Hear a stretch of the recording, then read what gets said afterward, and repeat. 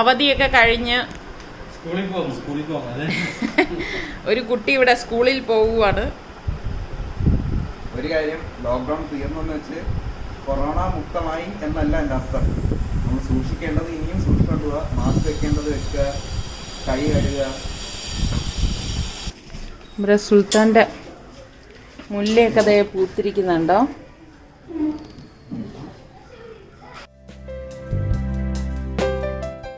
അങ്ങനെ ലോക്ക്ഡൗണിന് ശേഷം ആദ്യമായിട്ട് നിസാറിക്ക ഓഫീസിലേക്ക് പോവുകയാണ്.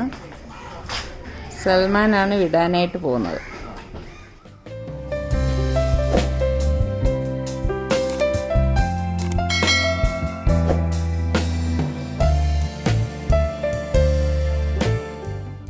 ലോക്ക്ഡൗൺ ആയതുകൊണ്ട് എല്ലാ സ്റ്റാഫും ഉണ്ടാവില്ല. ഞാൻ കുറച്ച് സ്റ്റാഫിനോട് മാത്രമേ വരാൻ പറഞ്ഞിട്ടുണ്ടായിരുന്നുള്ളൂ. അവരൊക്കെ എത്തുന്നതേ ഉള്ളൂ.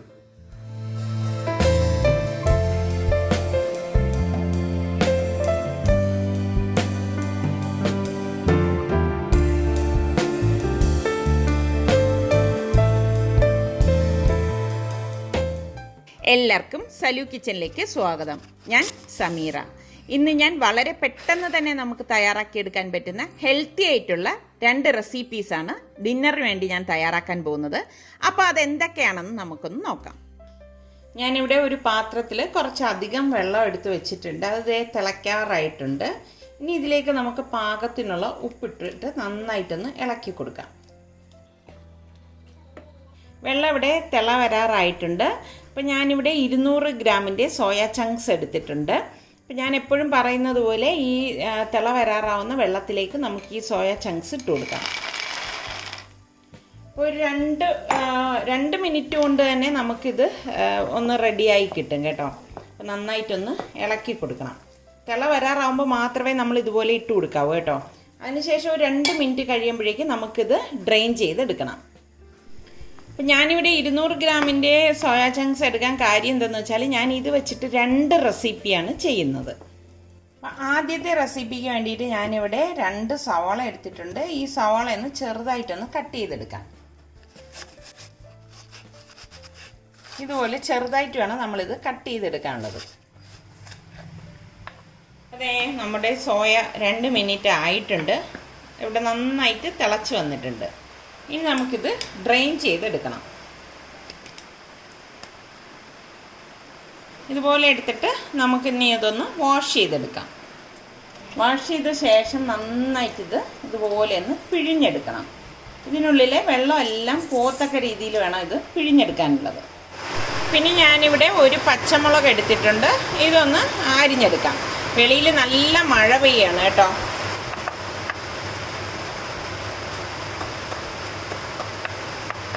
അപ്പം നമുക്കിനി ഇത് എങ്ങനെയാണ് തയ്യാറാക്കുന്നതെന്ന് നോക്കാം.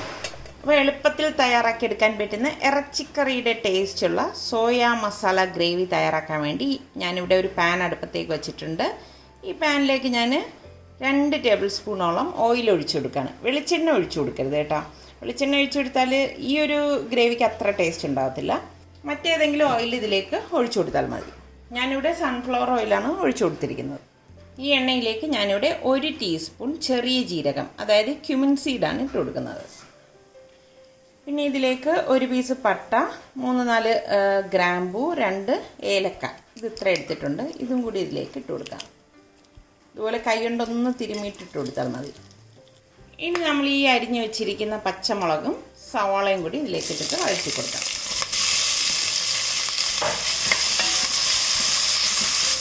ഞാനിവിടെ ഹൈ ഫ്ലെയിമിൽ വെച്ചിട്ട് തന്നെയാണ് വഴറ്റി കൊടുക്കുന്നത്.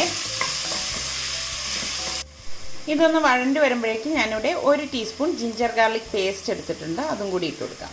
ഇത് ഫ്രീസറിൽ വെച്ച് സെറ്റ് ചെയ്ത ജിഞ്ചർ ഗാർലിക് പേസ്റ്റ് ആയതുകൊണ്ടാണ് ഇങ്ങനെ ഇരിക്കുന്നത്. അപ്പോൾ ഇതുണ്ടാക്കുന്നതിൻ്റെ ലിങ്ക് ഞാൻ ഡിസ്ക്രിപ്ഷൻ ബോക്സിൽ കൊടുത്തിരിക്കാം. ഇതിപ്പോൾ ഈ ചൂടിൽ കിടക്കുമ്പോൾ തന്നെ പെട്ടെന്ന് മെൽറ്റായി കിട്ടും കേട്ടോ. അപ്പോൾ ഇതിവിടെ വഴലുന്ന നേരം കൊണ്ട് തന്നെ ഞാനിവിടെ 4 ടൊമാറ്റോ എടുത്തിട്ടുണ്ട്. ഈ ടൊമാറ്റോ ഒന്ന് ക്രഷ് ചെയ്ത് എടുത്തിട്ട് വരാം.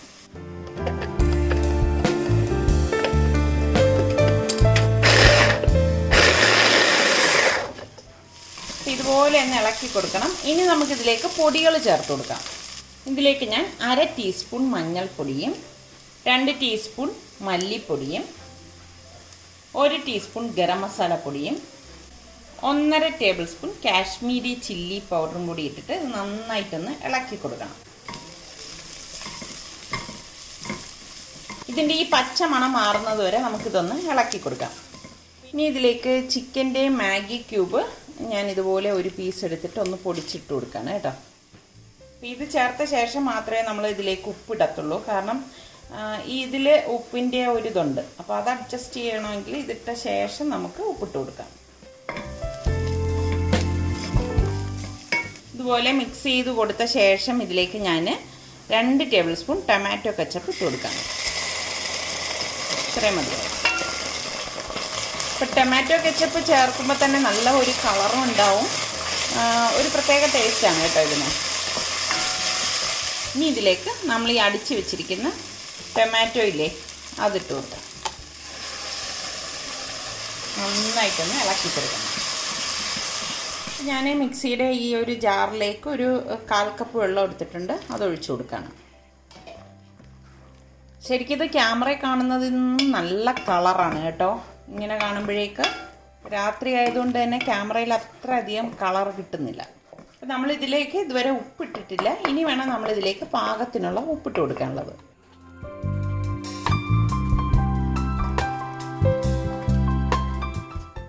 നന്നായിട്ടൊന്ന് ഇളക്കി കൊടുത്ത ശേഷം മാത്രമേ നമുക്ക് ഇതിലേക്ക് സോയ ഇട്ട് കൊടുക്കാവൂ കേട്ടോ. അപ്പോൾ ഇതുപോലെ തിള വരുന്ന സമയത്ത് ഞാനിവിടെ 2 പച്ചമുളക് എടുത്തിട്ടുണ്ട്. ഈ പച്ചമുളക് ഇതുപോലെ നെടുകെ കീറി ഇതിലേക്ക് ഇട്ട് കൊടുക്കാം. ഇനി നമ്മൾ ഈ ഡ്രെയിൻ ചെയ്ത് വെച്ചിരിക്കുന്ന സോയ ഉണ്ടല്ലോ, ഞാനിതുപോലെ ഒരു ബൗൾ എടുത്തിട്ടുണ്ട്. പകുതി ഞാൻ മാറ്റി വെച്ചിട്ടുണ്ട് മറ്റൊരു റെസിപ്പിക്ക് വേണ്ടിയിട്ട്. അപ്പോൾ അത് ഇതിലേക്ക് നല്ലപോലെ ഡ്രെയിൻ ചെയ്ത് പിഴിഞ്ഞെടുത്ത സോയയാണ് കേട്ടോ. ഇതിലേക്ക് ഇട്ട് കൊടുക്കാം. നന്നായിട്ടൊന്ന് ഇളക്കി കൊടുക്കണം. അപ്പോൾ മസാലയൊക്കെ എല്ലായിടത്തും വരത്തക്ക രീതിയിൽ ഇളക്കി കൊടുത്തിട്ടുണ്ട് ഞാനിവിടെ. ഇനി ഞാനിവിടെ തിളച്ച 1/2 കപ്പ് വെള്ളം എടുത്തിട്ടുണ്ട്, അത് ഒഴിച്ചു കൊടുത്തിട്ട് ഒന്നുകൂടി ഒന്ന് ഇളക്കി കൊടുക്കാം. അപ്പോൾ ഇതിവിടെ റെഡി ആയിട്ടുണ്ട് കണ്ടോ. മസാലയൊക്കെ എല്ലായിടത്തും പിടിച്ചു വന്നിട്ടുണ്ട്. നല്ല ഒരു മണമാണ് ശരിക്കും ഈ ഒരു ഗ്രേവിക്ക് കേട്ടോ. കുട്ടികൾക്കൊക്കെ എന്തായാലും ഇഷ്ടപ്പെടും. ഇത് നമുക്ക് ചപ്പാത്തിയുടെ കൂടെയും പൊറോട്ടയുടെ കൂടെയും അതല്ലെങ്കിൽ ഫ്രൈഡ് റൈസിൻ്റെ കൂടെയൊക്കെ കഴിക്കാൻ പറ്റിയ നല്ല ഒരു സൈഡ് ഡിഷായിട്ട് കഴിക്കാൻ പറ്റിയ നല്ല ഒരു ഗ്രേവിയാണ് കേട്ടോ. ഇനി നമുക്കിതിലേക്ക് കുറച്ച് മല്ലിയിലൂടെ കട്ട് ചെയ്തിട്ടിട്ട് ഗ്യാസ് ഓഫ് ചെയ്ത് സെർവിങ് ഡിഷിലേക്ക് മാറ്റാവുന്നതാണ്.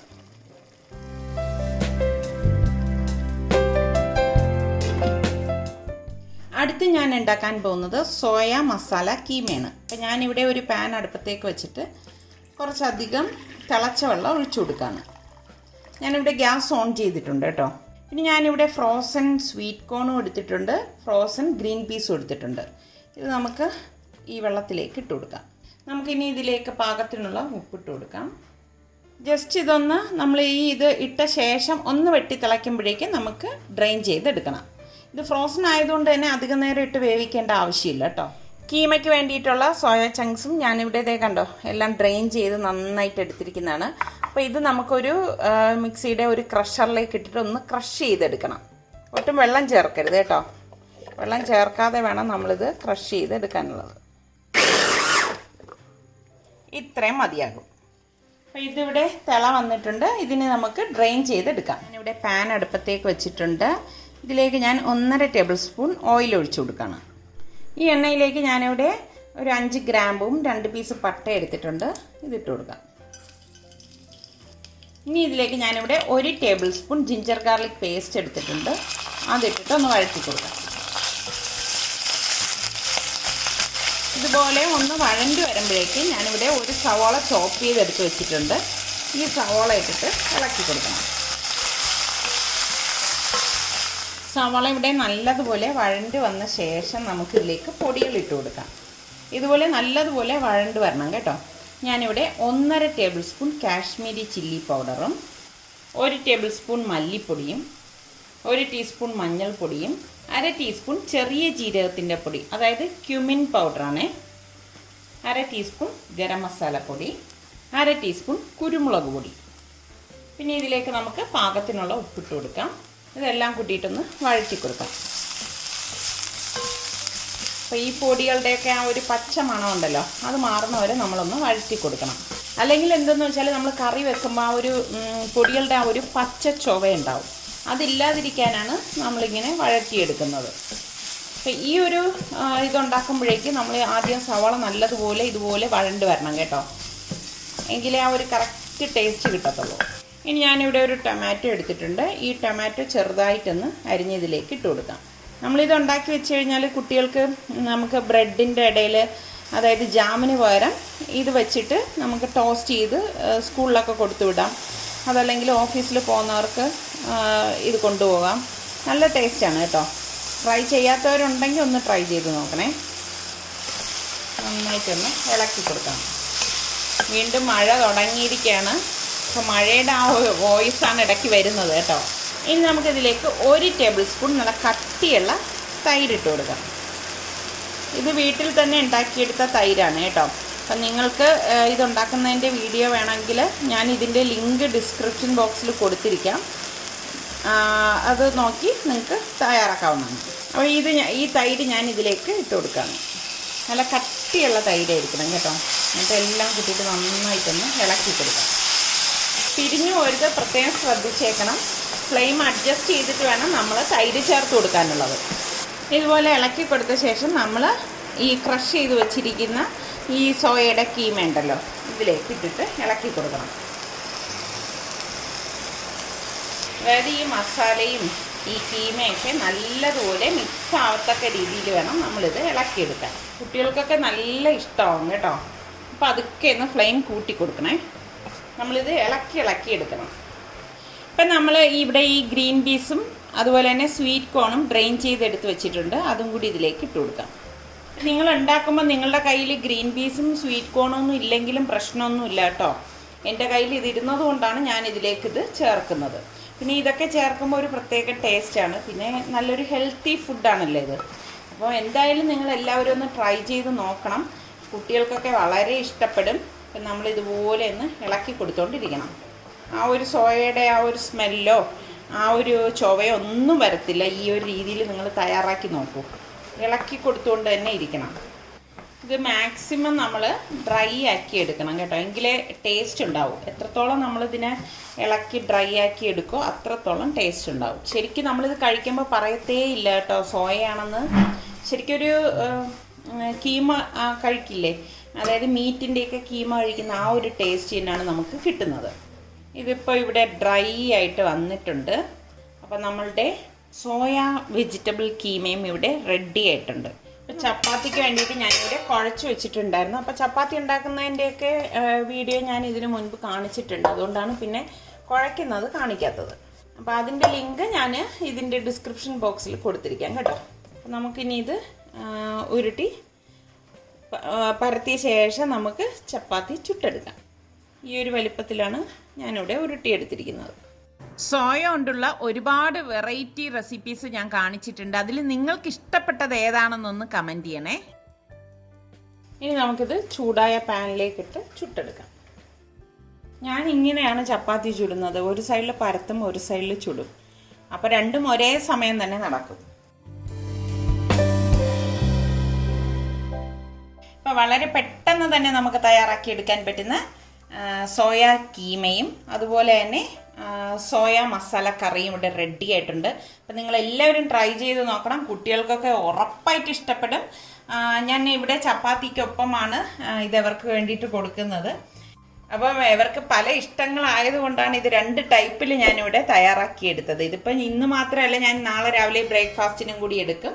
അതുകൊണ്ടാണ് ഇത്രയും ക്വാണ്ടിറ്റി ആയിട്ട് ഉണ്ടാക്കിയെടുത്തത്. അപ്പോൾ ട്രൈ ചെയ്ത് നോക്കിയിട്ട് എനിക്ക് ഫീഡ്ബാക്ക് തരണേ. ഇന്ന് ഞാൻ നിങ്ങൾക്ക് പ്രഭാതവും അല്ല കാണിക്കുന്നത്, അസ്തമനവും അല്ല. ഇന്ന് ഞങ്ങൾക്ക് സൈറ്റിൽ പോകേണ്ട ആവശ്യമുണ്ടായിരുന്നു. അപ്പോൾ അവിടെ കണ്ട കാഴ്ചയാണിത്. ഇതെനിക്ക് കണ്ടിട്ട് ശരിക്കും പറഞ്ഞാൽ നിങ്ങളെ കാണിക്കാതിരിക്കാൻ കഴിയുന്നില്ല കേട്ടോ. അത്ര ഭംഗിയാണിത്. നിങ്ങളൊന്ന് നോക്കിക്കേ. ശരിക്കും ആ ഒരു പഞ്ഞിക്കെട്ട് പോലെയുള്ള മേഘക്കൂട്ടങ്ങൾ ഞങ്ങളൊക്കെ കൈകൊണ്ട് ഇങ്ങനെ പിടിക്കാൻ പാകത്തിലാണ് നിൽക്കുന്നത്. അത്ര ഭംഗിയുള്ള ഒരു കാഴ്ചയാണിത്. ചുറ്റും നോക്കിക്കേ.